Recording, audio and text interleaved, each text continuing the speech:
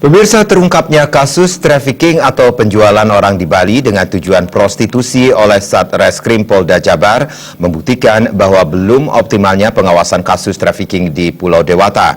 Kedepannya diharapkan Polda Bali tidak terkesan menutup mata dan lebih mengoptimalkan pemberantasan serta pengawasan kasus trafficking yang berujung pada praktek prostitusi yang masih menjamur di Pulau Dewata.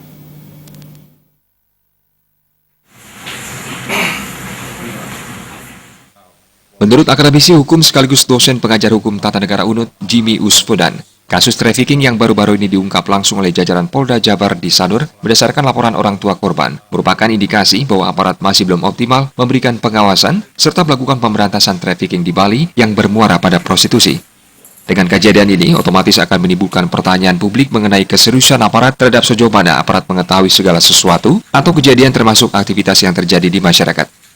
Ada indikasi aparat masih bergantung kepada laporan warga mengenai ada atau tidaknya kasus trafficking di sekitar wilayah mereka. Padahal seharusnya aparat harus lebih proaktif mengawasi segala kejadian yang terjadi di masyarakat termasuk trafficking ini.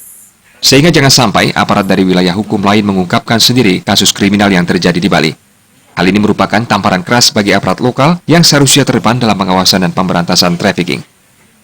Karena ketika kita lihat kemarin itu dari Polwan Satreskrim di Polres Garut kemudian melakukan upaya dalam hal mengungkap kasus perdagangan manusia asal Garut yang kemudian mereka melakukan tindakan menyamar menjadi seolah-olah menjadi PSK dan kemudian mengungkap kasus-kasus itu terjadi di Bali dan di Sanur khususnya.